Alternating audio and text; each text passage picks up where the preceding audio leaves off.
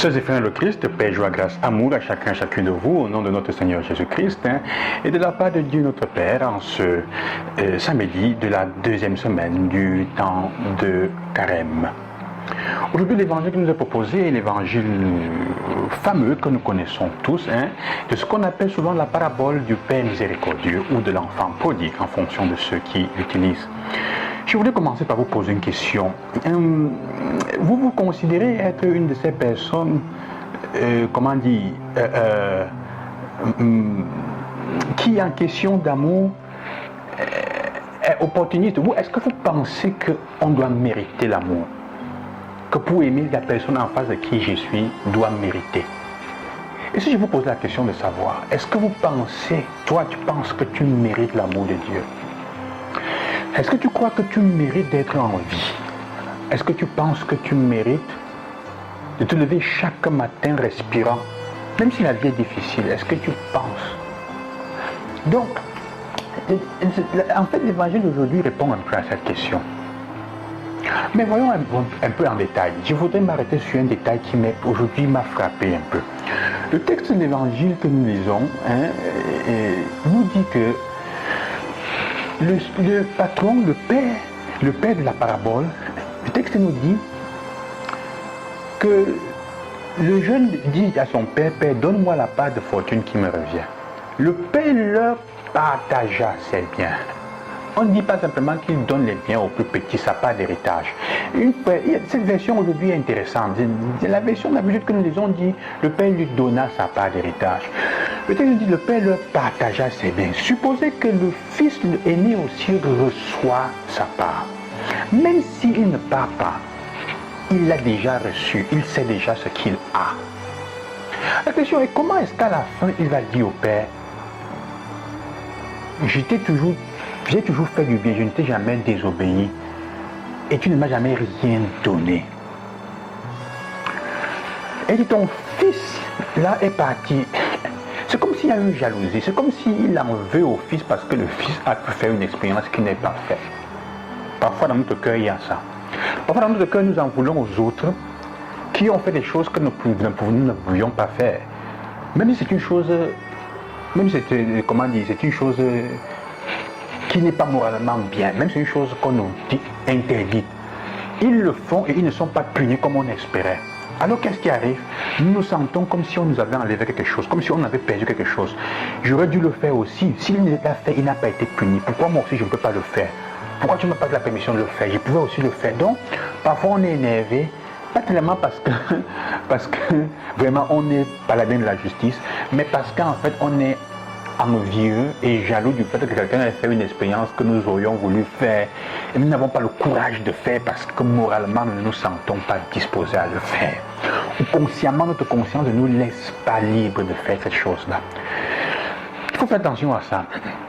Donc, quand même, le Père exprime son amour. Et c'est ce que Jésus veut faire comprendre ici dans ce texte. Il fait comprendre combien l'amour que Dieu manifeste envers l'humanité, cette provocation-là est faite de cette façon-ci.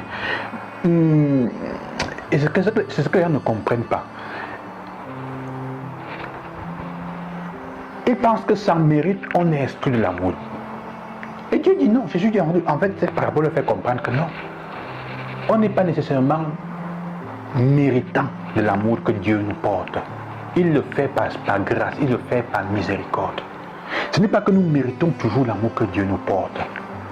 Ça veut donc dire que nous devons apprendre aussi à ne pas toujours catégoriser ou donner l'amour en fonction du fait que quelqu'un le mérite. C'est la conception d'un amour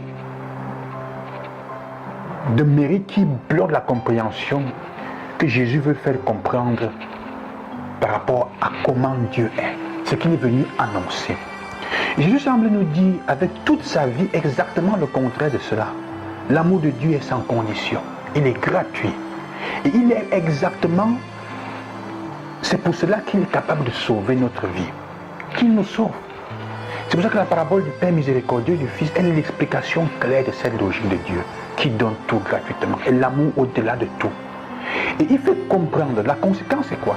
C'est que le Fils qui revient ne sera pas sauvé parce qu'il s'est converti. Ce n'est pas parce il s'est levé, il s'est converti qu'il s'est sauvé. Non. Au mieux, il ne se convertit pas parce qu'il a décidé avant. Il ne se convertit pas parce qu'il avait faim, parce qu'il il souffrait là où il était. Ce n'est pas ça qui donne la conversion. Parce qu'il vient vers le Père parce qu'il a faim. Il faut le dire la vérité. Il ne vient pas parce qu'il aime son Père.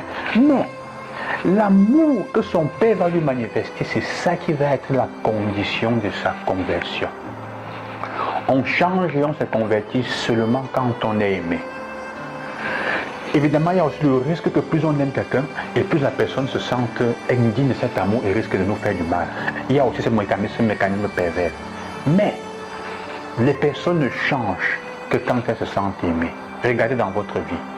Les fois où vous avez décidé, vous avez accepté de changer, de devenir des personnes meilleures, sont les fois où vous avez senti en face de vous quelqu'un qui vous aimait, qui vous accueillait, qui était préoccupé de vous.